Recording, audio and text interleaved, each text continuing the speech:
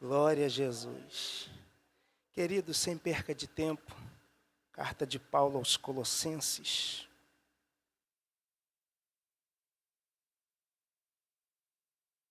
Capítulo de número 1. Todos têm o roteiro que foi entregue na porta. Ainda sobrou algum aí? Algum roteiro ou já foi distribuído tudo? Foi tudo? Ainda tem essa folha aqui aí? Se alguém quiser, se alguém desejar e ainda tiver, só solicitar que os obreiros lhe entregarão. Por favor, Colossenses capítulo 1, nós vamos ler do versículo 1 ao versículo 8. Bem, deixa eu ler aqui no Data Show, que a minha versão ela é um pouco diferente. Todos acharam? Quem não achou, acompanha com a gente aqui, por favor. Paulo, apóstolo de Jesus Cristo pela vontade de Deus, e o irmão Timóteo, aos santos e irmãos fiéis em Cristo que estão em Colossos, graça a vós e paz da parte de Deus, nosso Pai, e da do Senhor Jesus Cristo. Graças damos a Deus, Pai de nosso Senhor Jesus Cristo, orando sempre por vós, porquanto ouvimos da vossa fé em Cristo Jesus e da caridade que tendes para com todos os santos, por causa da esperança que vos está reservada nos céus, da qual já antes ouvistes pela palavra da verdade do Evangelho, que já chegou a vós, como também está em todo o mundo, e já vai frutificando, como também entre vós, desde o dia em que ouvistes e conhecestes a graça de Deus em verdade, como aprendestes de Epáfras, nosso amado conservo, que para vós é um fiel ministro de Cristo, o qual nos declarou também a vossa caridade no Espírito. Você diz amém? Pode tomar o seu assento, por favor. Queridos, nós temos algumas informações além daquilo que está no roteiro.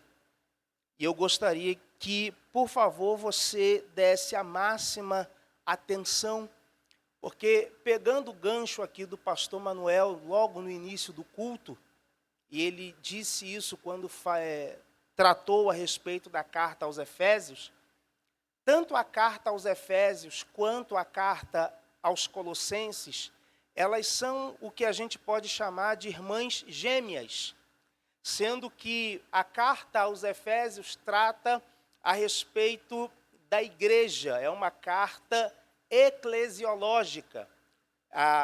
Paulo vai tratar da igreja como corpo de Cristo.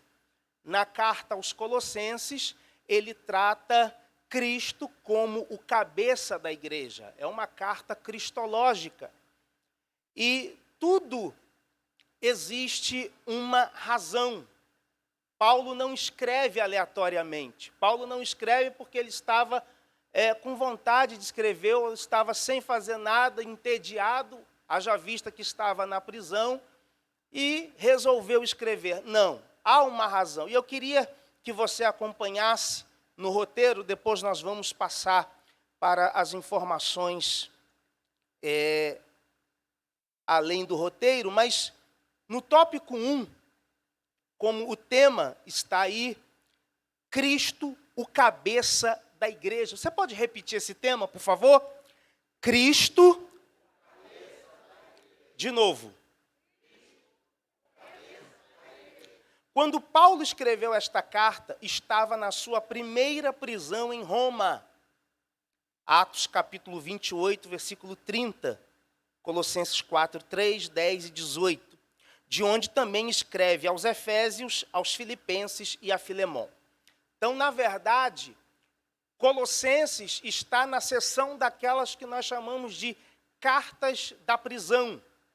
É uma carta que ele escreve, mas ele está preso. Por que Paulo estava preso?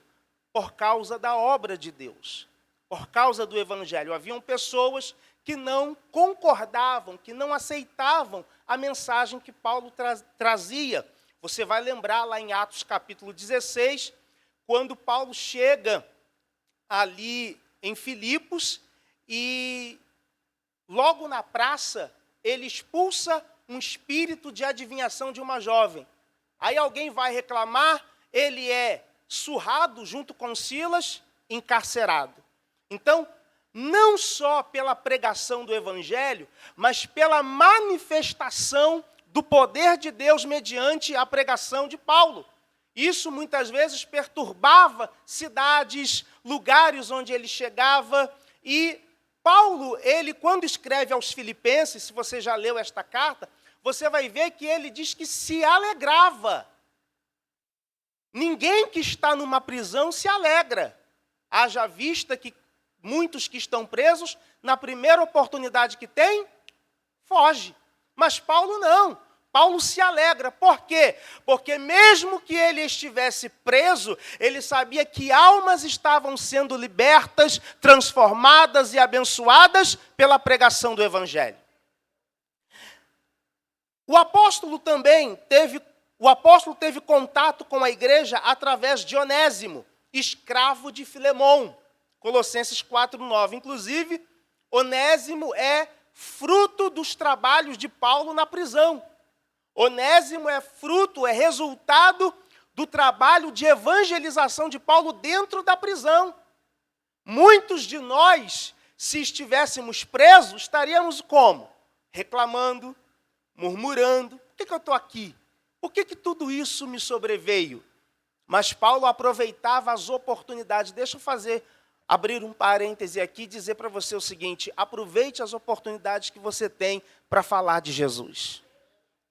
Você está em casa, está no trabalho, na faculdade, no colégio, na rua, no mercado, fazendo o que for, aproveite a oportunidade que você tem. Se não foi aberta a oportunidade, crie você a oportunidade, mas não desperdice nenhum momento para falar da graça de Deus que alcançou a nossa vida.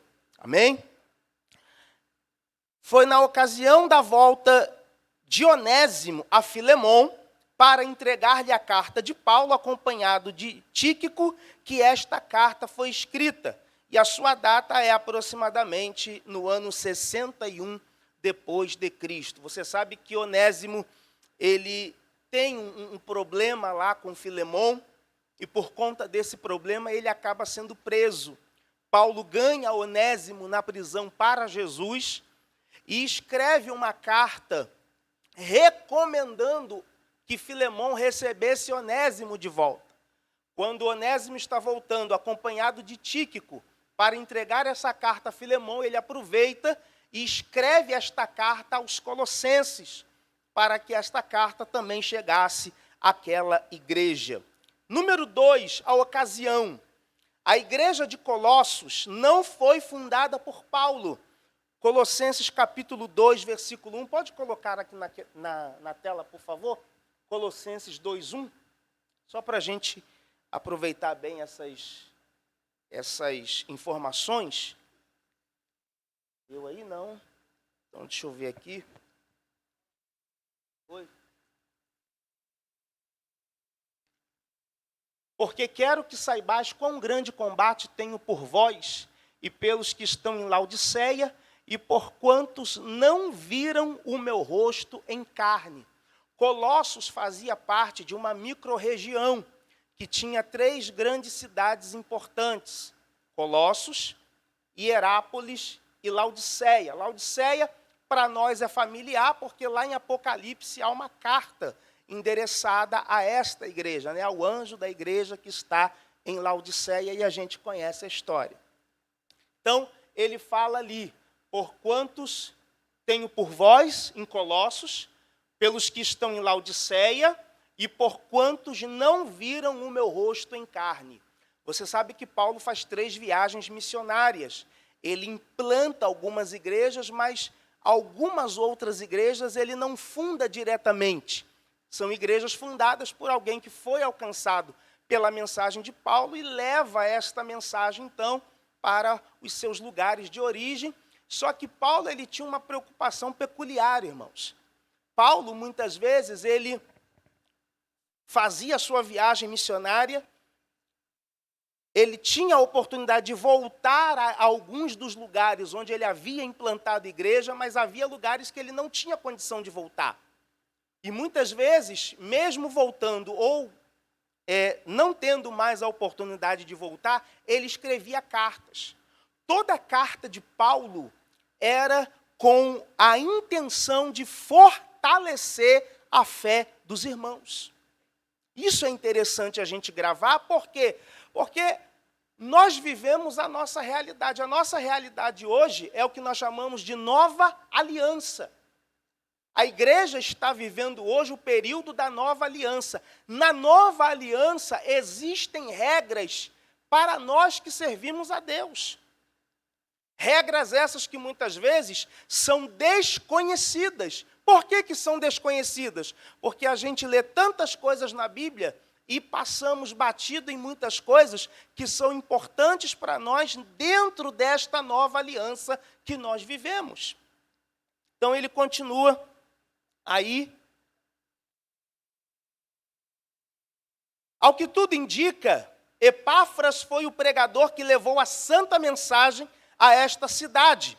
Colossenses capítulo 1, versículo 7, como nós lemos, né? Como aprendestes de Epáfras, nosso amado conservo, que para vós é um fiel ministro de Cristo. Paulo descreve Epáfras como fiel ministro de Cristo para convosco. Veja que Epáfras recebe a incumbência de levar o evangelho, mas ele se portava de modo fiel.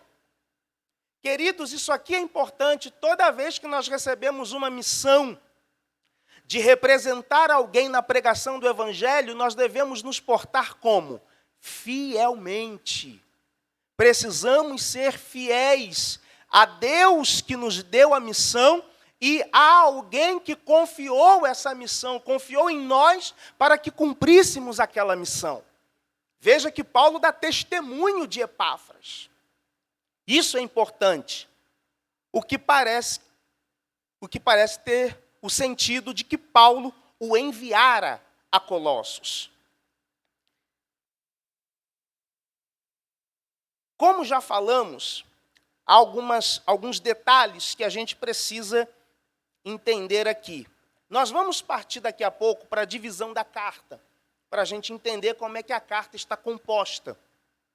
Mas preste atenção nisso aqui que é importante, porque Paulo ele escreve com a finalidade também, não apenas de confortar a igreja, não apenas de cumprimentar aqueles irmãos, mas ele escreve com a finalidade de corrigir erros doutrinários naquela igreja. Infelizmente, amados, em todos os tempos, o evangelho sempre sofreu com falsas doutrinas. Infelizmente, nós vivemos, principalmente hoje, no nosso tempo, nós vivemos aí, é só você ligar a televisão, é só você ligar o rádio, nós temos uma infinidade de falsas doutrinas, uma infinidade de heresias que permeiam o nosso meio. Infelizmente, muitas delas estão dentro das nossas igrejas. Nós estamos vivendo o evangelho, praticando o evangelho, mas praticando coisas que não são pertinentes ao evangelho. Isso estava acontecendo em Colossos. Então veja que ele escreve para corrigir essa falha, porque aquela igreja, ela não era uma igreja que tinha pessoas experientes. E quando não se tem experiência, a gente vai adotando tudo que a gente ouve. Você quer ver um erro que muitas vezes a gente comete? Nós somos desta igreja, deste ministério. Mas aí a gente vai fazer uma visita em outro ministério. E a gente vê alguma coisa lá que é legal, a gente nunca viu, para a gente é novidade, quando a gente volta a gente quer trazer. E a gente não sabe se aquilo é bíblico, a gente não sabe se aquilo ali é do evangelho, e a gente começa a praticar por falta de experiência. Então, Paulo escreve para trazer experiência a este povo. Só que o povo que está ali não tem experiência. E a falta de experiência dos colossenses estava gerando o ingresso de heresias no seio da igreja. Tudo é legal, tudo é bonito, tudo é moda. Se nós fôssemos falar hoje, eu me lembro que antigamente, uns 30 anos atrás, eu não sei, eu estava comentando, não sei se foi o pastor Robson, o pastor Marlon, estava falando sobre uma vigília numa determinada igreja, não vou citar nomes por questão ética, mas nesta igreja, há 30 anos atrás, começou a aparecer algumas modas. Talvez os mais antigos aqui devam ter ouvido sobre isso. Diz que alguns irmãos da igreja estavam orando, estava aparecendo dente de ouro nas pessoas. Meu irmão, todo mundo queria ter dente de ouro. Corre para lá, vou receber a oração. Não, irmãos, é cada coisa que a gente vê dentro do evangelho. Tem gente que ora para você emagrecer. Tem gente que ora para a perna aumentar. Milagre é uma coisa, orar para Deus fazer milagre é uma coisa. Mas você estipular como se Deus fosse obrigado a fazer aquilo que você quer, e a gente vive um momento muito crítico da igreja, porque tudo é feito para gerar o quê? Aumento de pessoas. Nós precisamos, irmãos, ser fiéis à pregação do evangelho e não criar modas dentro da igreja.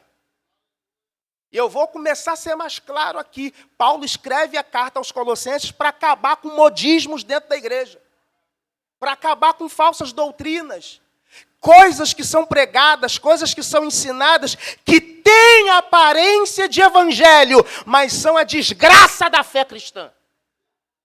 Nós precisamos aprender e combater isso, irmãos.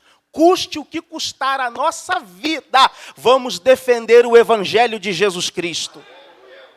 Se em Efésios ele diz que a igreja é o corpo de Cristo, aos Colossenses ele diz que Cristo é o cabeça da igreja. E deixa eu dizer para você, se Cristo é o cabeça da igreja e ele é o dono da igreja, ele basta. Não precisa de moda, não precisa de nada. Se ele é o centro, ele nos basta.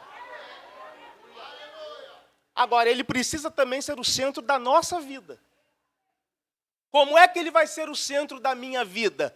Basta eu aprender aquilo que ele quer de mim através da sua palavra. Vamos lá, escute isso.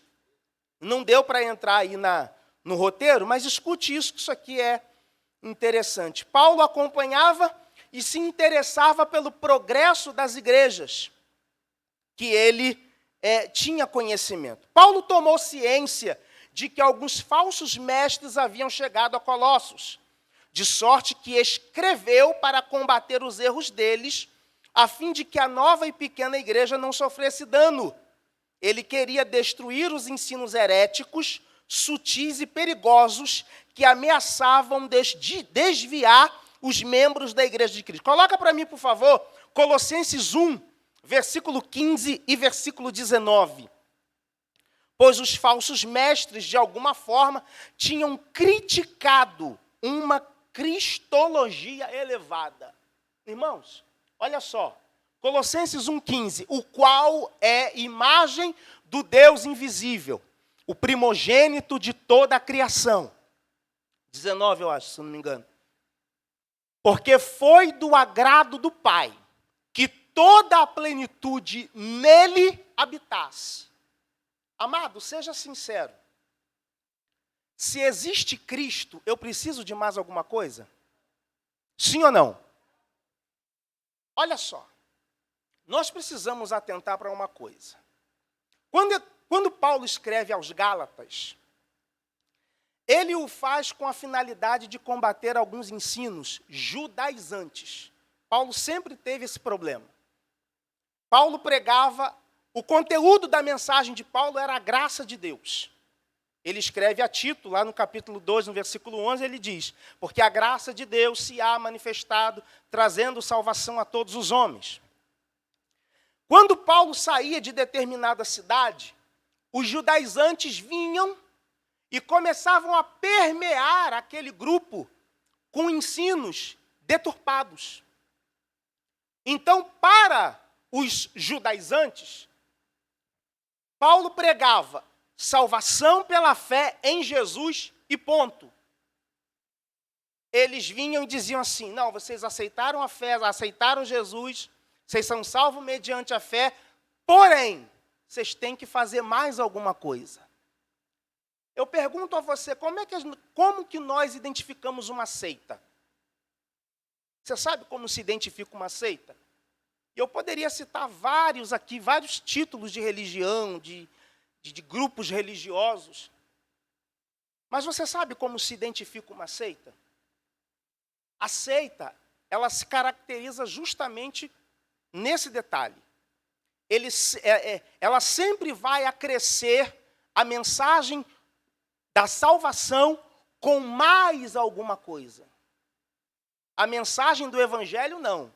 Você é salvo, Efésios capítulo 2, versículo 8. Porque pela graça sois salvos por meio da fé. Isto não vem de vós, é dom de Deus. Não vem de obras para que ninguém se glorie. Então você não é salvo por aquilo que você faz.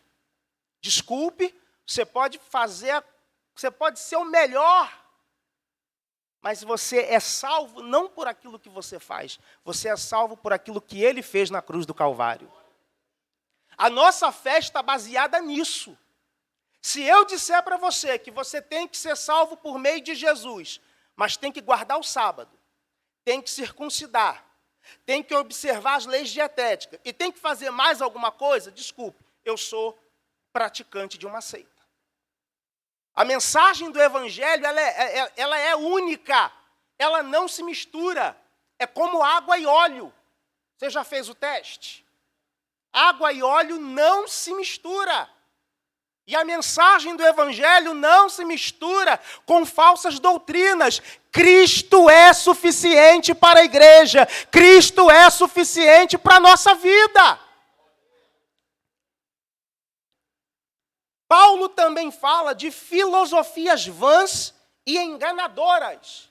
Colossenses capítulo 2, versículo 8. Colossenses 2,8, ele fala sobre as filosofias vãs e enganadoras. Versículo 8.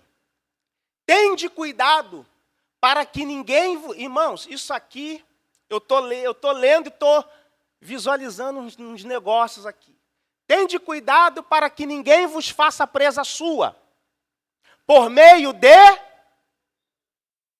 de vãs sutilezas, segundo a tradição dos homens, segundo os rudimentos do mundo e não segundo Cristo. Tem um grupinho que de vez em quando fica batendo aí de porta em porta, né? Você sabe de quem eu estou falando? Tem muita gente que abandona a fé cristã e vai embora para lá. Tem muita gente que é levado, é enredado por novidades. Irmãos, nós precisamos receber a fé e se manter firmes na fé. A razão pela qual há muita gente que oscila na fé é porque não conhece o Evangelho. É porque não conhece a Bíblia. Lembra do que Jesus disse, não me falha a memória, Mateus capítulo 22, versículo 29? Errais por não conhecerdes as Escrituras, nem o poder de Deus. Então não basta ser frequentador de uma igreja, nós somos bons em formar frequentadores de igreja. Nós somos bons em formar gente que defende a sua denominação com unhas e dentes. Mas no que diz respeito à defesa da fé e do Evangelho, são fracas. Por isso que muitas vezes são levadas, como Paulo diz em uma de suas cartas, por qualquer vento de doutrina. Eu vou aprofundar essas filosofias e vãs sutilezas aqui para você entender. Os ensinos falsos tinham como alvo a adoração de espíritos. Adoração de espíritos. Os judeus não adoravam, mas tinham bastante interesse neles. O culto dos anjos. Colossenses 2,18, por favor. Culto dos anjos. Lembrei de uma igreja grande que tem por aí, que acho que pegava a reunião mais vazia da semana, que acho que era quinta-feira, aí ia para a televisão, você já deve ter visto isso. Venha para a reunião da troca de anjo. Aí eu fui ver. Eu sou curioso. Eu fui.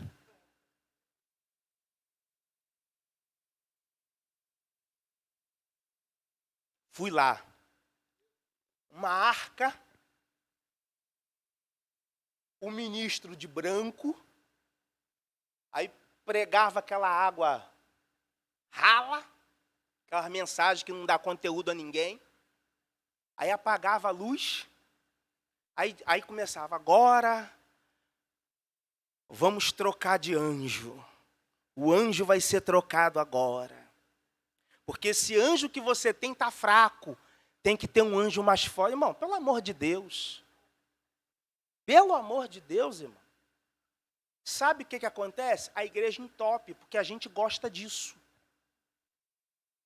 Você já viu que tem igrejas que só lotam. Só lotam. Eu passei agora vindo para cá, irmão, eu tenho que falar. Não? Uma igreja grande aqui na suburbana.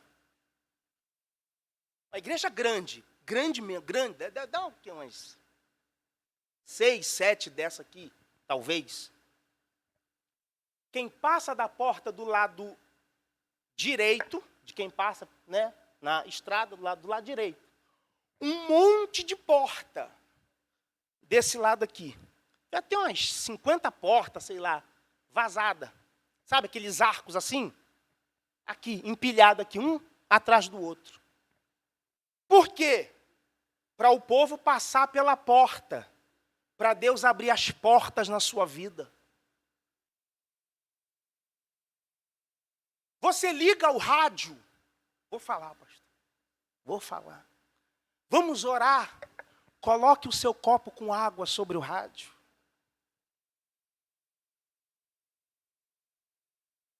Coloca aí alguma coisa, Deus vai consagrar. Agora vamos falar aqui para nós, os pentecostais. Eu só vou no culto quando é fogo puro. Se tem revelação, se tem poder. E muitas vezes pode ter poder, pode ter tudo o que você quiser, mas não tem a pregação do evangelho. Aí eu pergunto, como é que alguém vai ser salvo se não tem a pregação da palavra? Se não tem a pregação do evangelho? Ninguém vos domine a seu bel prazer, com pretexto de humildade e culto dos anjos. Tem gente que no nosso meio adora ver anjo, é anjo que roda, sapateia, voa, anda a igreja inteira do início do culto ao fim. Culto dos anjos. Metendo-se em coisas que não viu, estando debalde inchado na sua carnal compreensão. Isso é forma de controlar o outro. Por isso que a gente fala, irmão, leia a Bíblia. Estude a Bíblia. Venha para a escola dominical. Venha para um culto de ensino. Para você aprender. Eu li 20 vezes, não entendi. Procura o seu pastor, procura seu líder, procura um irmão mais experiente para te explicar. Fala, eu li, não entendi, queridos. Você tem acesso. Efésios 4:11, a Bíblia diz que a uns Deus deu para pastores, apóstolos, doutores, evangelistas, visando o aperfeiçoamento dos santos. Não tem para enfeitar a igreja, não. Tem para ser funcional. Tem que funcionar. Jesus é o cabeça da igreja. Se ele é o centro, eu não preciso cultuar o anjo. Eu não preciso cultuar o copo com água. Eu não preciso passar por um monte de porta, não. Ele é a porta. Ele é a fonte das águas. Ele é o cabeça da igreja. Ele é o alfa e o ômega. Ele é o princípio e o fim. A ele toda honra, toda glória, todo louvor. Se você acredita nisso, joga a tua mão para cima. Abre a tua boca e glorifica o nome do Senhor.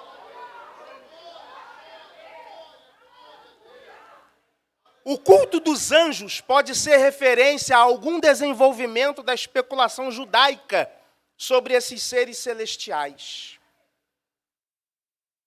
Toda tentativa de colocar alguma coisa dentro da liturgia do culto. a tentativa de apresentar alguma coisa para ser agradável e chamativa. Porque muitas vezes, se a gente só pregar a palavra, o povo não vem. Ah, não vou não. Você pode ver que geralmente culto de ensino, em qualquer igreja que for, são os menos frequentados. Agora faz prosperidade. Distribui uma chave. Distribui lá uma coisinha lá. Um salzinho consagrado. Um sabonete ungido. Tem gente que está vendendo, pastor Zé Carlos, travesseiro, fronha, meia, vassoura. Gente ungindo vassoura! Vassoura! Para você varrer o mal. E o pior é que você tem que comprar a vassoura. E é 1.000, é 500, é 800. E ninguém vai dizer, não, eu comprei. Não, eu dei uma oferta. Uma singela oferta. Aí sai aquele monte de gente da igreja, entra no ônibus, vai de carro com um monte de vassoura na mão. Podia aproveitar a vassoura e né? Porque, irmãos, cada dia que passa, mais afastados da fé cristã nós estamos. Mais afastados do Evangelho. Veja, se na época de Paulo já haviam problemas como esses, imagine hoje. Imagine hoje. A gente, irmãos, nós estamos abrindo mão do Evangelho. Abrindo mão da mensagem cristocêntrica. Eu lembro de Atos capítulo 8. Filipe, ele desce à cidade de Samaria. No versículo 5 do capítulo 8, diz a Bíblia, e descendo Filipe à cidade de Samaria, lhes pregava a Cristo. E aí você vai ver a continuidade do texto, que quando Filipe pregava, enfermos eram curados, demônios eram expulsos. E o versículo 8 do texto diz, e havia grande alegria naquela cidade. Mas toda vez que alguém tentou comprar o dom de Deus, quando colocou dinheiro no meio, o negócio estragou. Nós precisamos, irmãos, tomar cuidado para que a gente não se afaste. Porque todo afastamento, no início, pode até ser legal, não ser tão prejudicial. Mas com o tempo, quanto mais longe você vai, depois você quer retornar, você não consegue. Tem igrejas que entraram pelo viés dessas práticas e hoje querem retornar à pregação do Evangelho e não conseguem. Porque a igreja esvazia.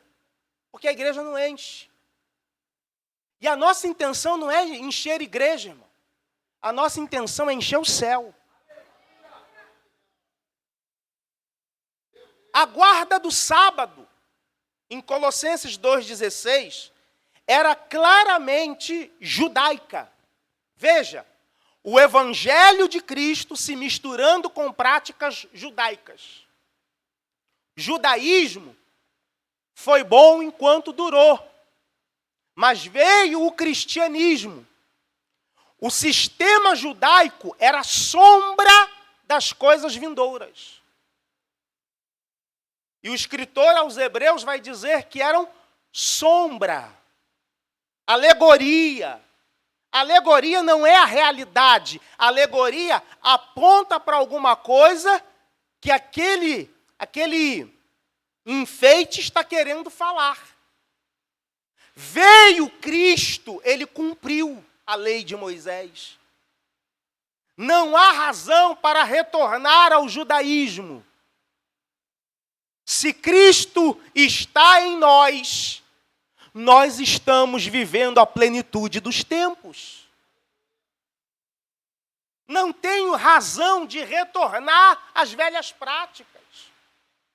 Paulo está dizendo isso, ele continua aqui dizendo, as festas religiosas e as comemorações de lua nova, às quais está ligada, também.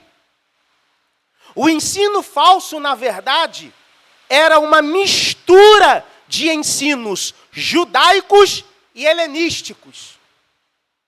Vou começar a complicar um pouco mais, irmão. Quando surgiu na era cristã, exerceu atração sobre cristãos neófitos e deficientemente instruídos. Paulo escreve para protegê-los desta ameaça. O ensino falso que estava permeando a igreja em Colossos, na verdade, era um misticismo. Eles pegavam o evangelho e misturavam com práticas de outras religiões. Igual alguns estão fazendo hoje. Que não se contentam apenas em pregar a palavra e o evangelho de Jesus, eles estão trazendo práticas da religião católica, práticas do espiritismo, para dentro da igreja. Eu não tenho que andar de branco, com todo respeito, irmão, não tenho que andar de branco para expulsar demônio. Eu tenho que ter autoridade do nome de Jesus. Onde já se viu, irmãos, eu peguei uma vez um pastor, que ele disse o seguinte, programa de televisão. Não, porque o Espírito Santo revelou a sessão do descarrego.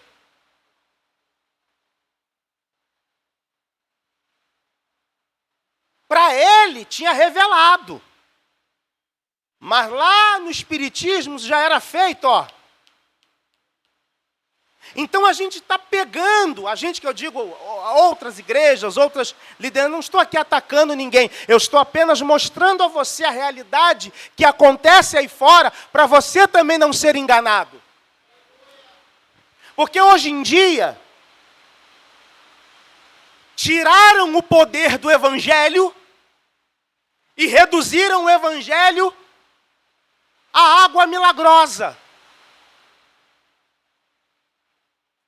Está vazio, né? Um monte de gente na igreja que traz ou um copo ou uma garrafa com água para consagrar, para você levar para alguém em casa. Leva lá. Eu tenho uma cunhada que é de uma dessas igrejas, e tudo dela é a garrafa d'água. Tem alguém enfermo? Garrafa d'água. Algum problema? Garrafa d'água. Irmãos, Jesus, onde é que fica nisso? Onde fica Jesus? Onde fica a pregação do Evangelho, um Evangelho vívido, transformador, salvífico? Onde há o Evangelho, não cabem misturas. É isso que nós precisamos entender. Não tem mistura. Então, o falso ensino que estava entrando naquela igreja era uma mistura de ensinos judaicos, elementos do judaísmo, guarda de sábado, as leis dietéticas, circuncisão.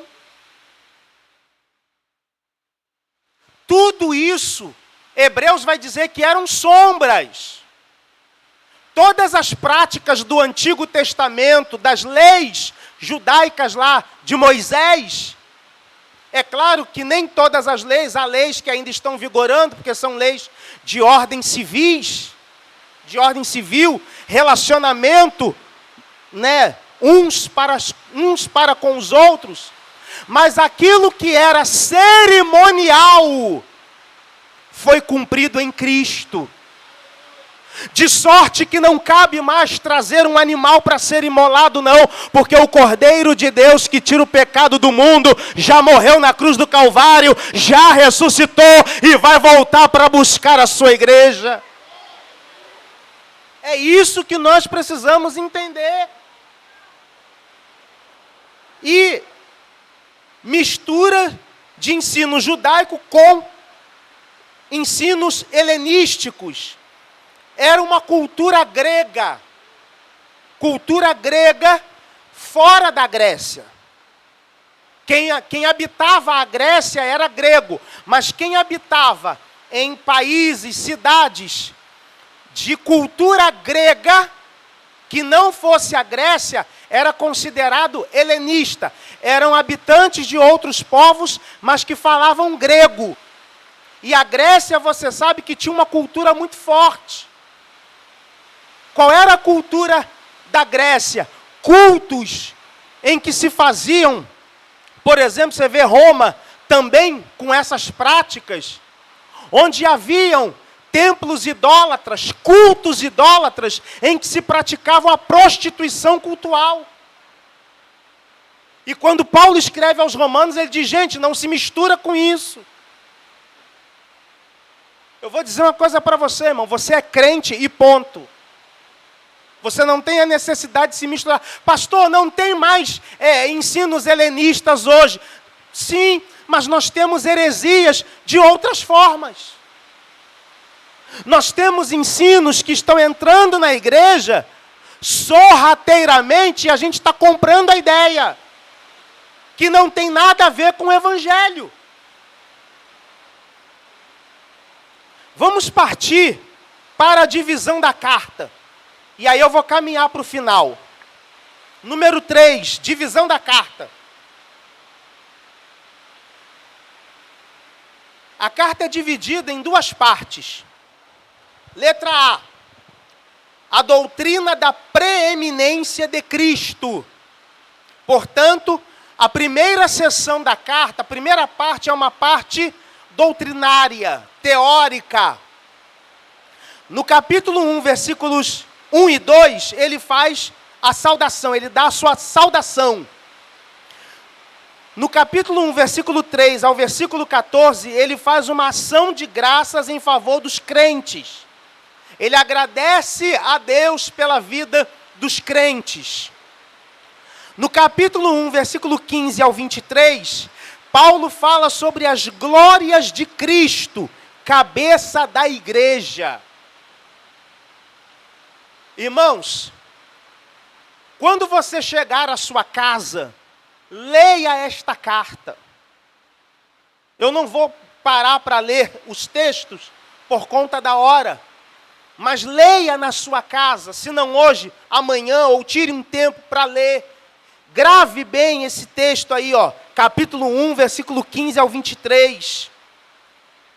Para você entender o porquê que nós estamos aqui nessa noite. Por que que ele é digno de ser adorado?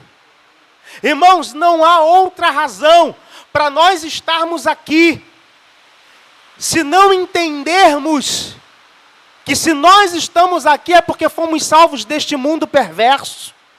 Estamos buscando a nossa salvação, porque quando nós deixarmos essa terra,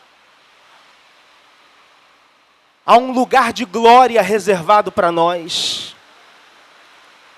Pelo menos essa precisa ser a esperança da igreja. Se a sua esperança é estar na igreja para servir a Deus em busca de bênçãos que Ele pode dar, esquece. Porque Ele abençoando ou não, Ele continua sendo o mesmo Deus, digno de ser adorado. Porque tem coisas que não dependem de nós, é da vontade de Deus. A gente não canta, se Deus fizer, Ele é Deus.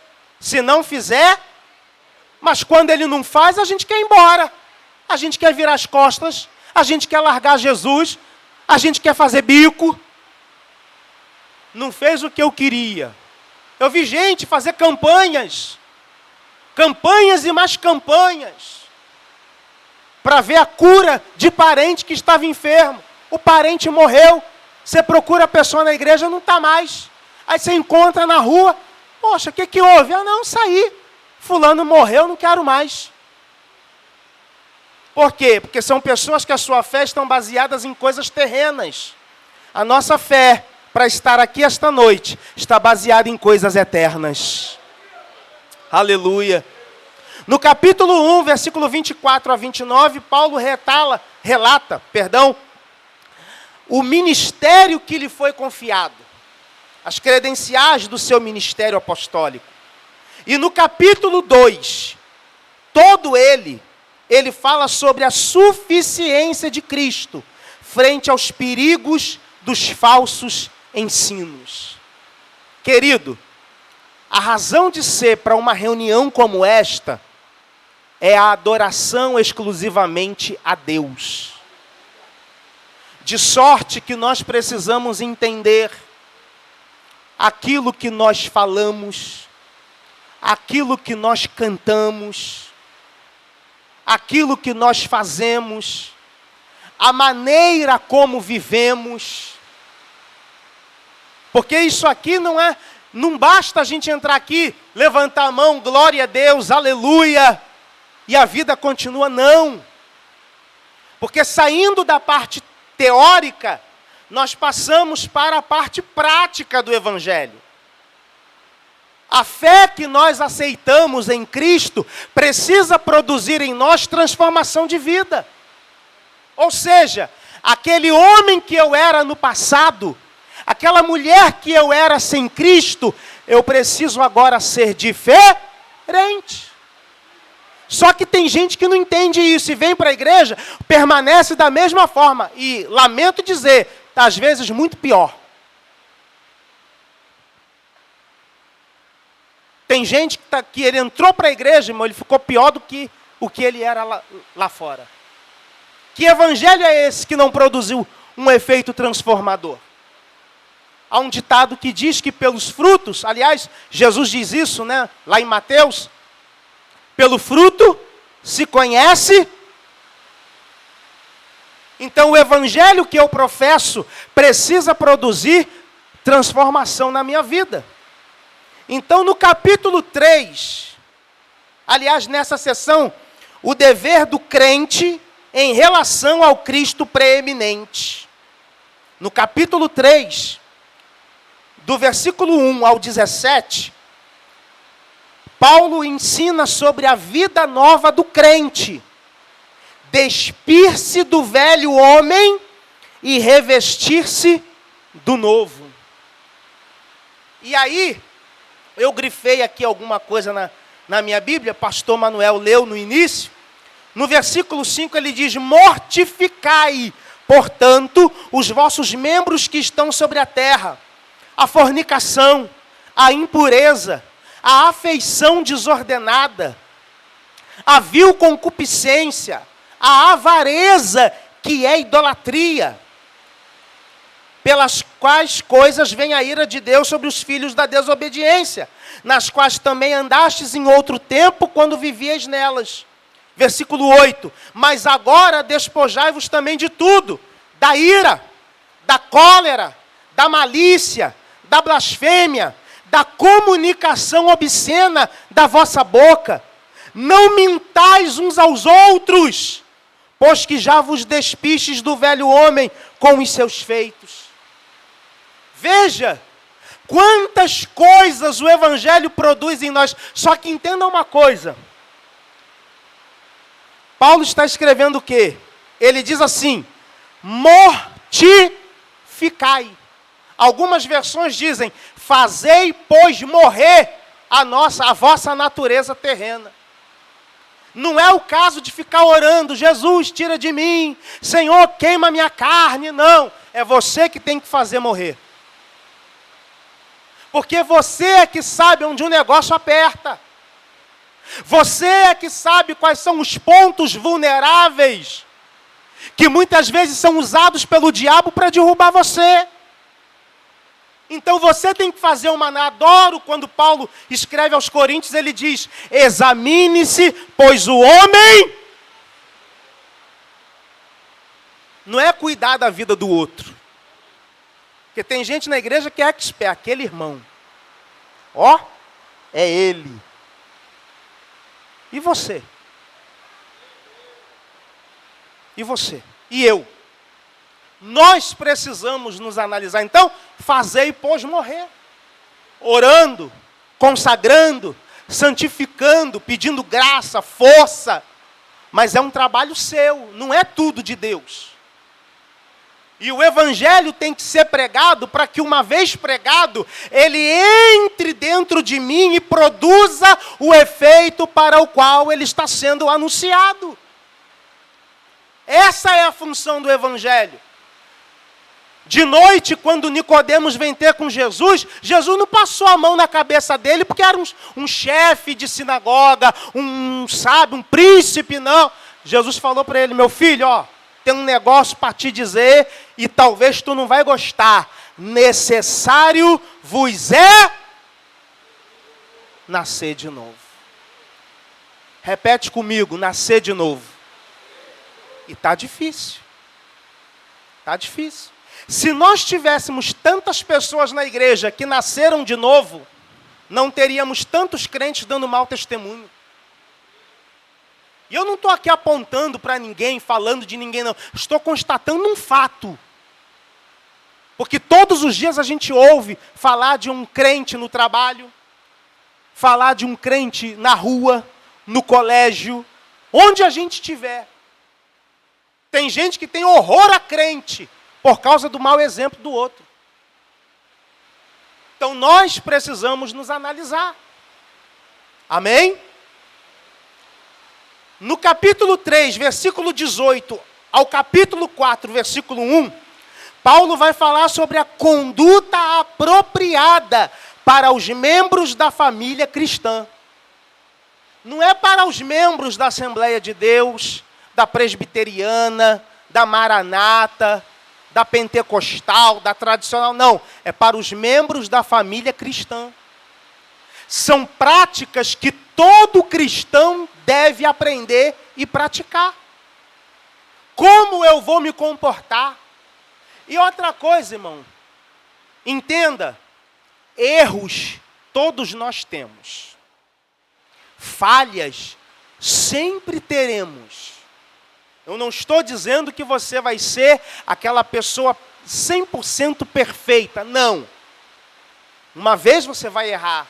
A gente erra no falar, a gente erra no agir, a gente erra em comportamentos.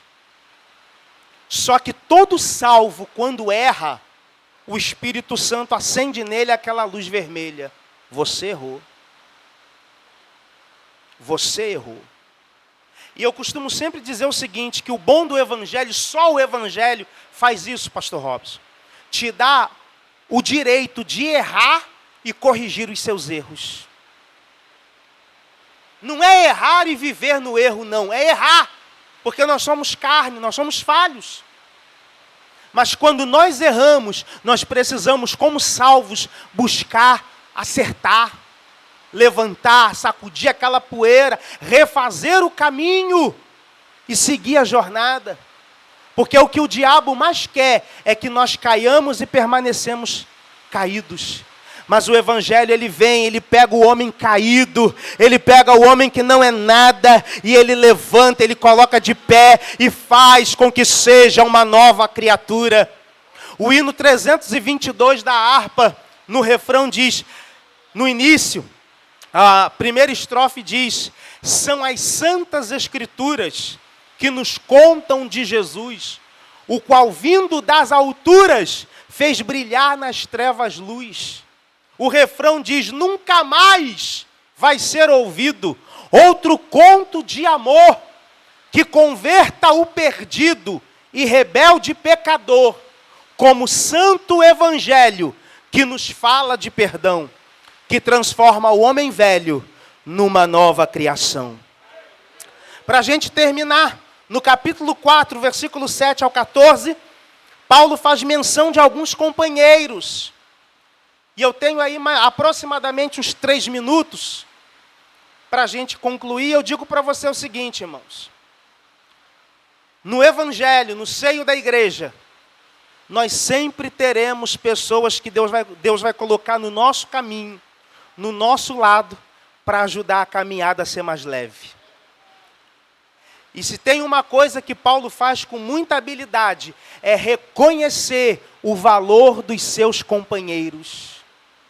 Ninguém trabalha sozinho na obra de Deus. Ninguém é melhor do que ninguém. Todos nós estamos trabalhando para a mesma finalidade, a glória de Deus aqui na terra. Reconheça o valor de pessoas que estão ao seu lado, que estão à sua volta, que Deus colocou para ser um suporte nos momentos de adversidade na sua caminhada. E para a gente finalizar, capítulo 4, versículo 15 ao 18, ele termina também saudando e dando instruções. Queridos, eu quero terminar dizendo para você o seguinte: se Cristo está em nossa vida, não precisamos de mais nada. Eu encerro dizendo a você uma frase: Cristo é suficiente. Cristo basta. A gente não pode aceitar ver pessoas, líderes, reduzindo o evangelho a obras humanas, filosofias. Eu ia falar de outros pontos aqui, mas fica para a próxima. Mas eu preciso que você entenda o seguinte: eu não preciso que você entenda tudo e grave tudo que eu falei, não. Se você passar por aquela porta entendendo que Cristo é suficiente para você e que Ele te basta, você terá ganho esta noite. Glorificamos a Deus pela sua palavra e que o Senhor continue nos abençoando em nome de Jesus.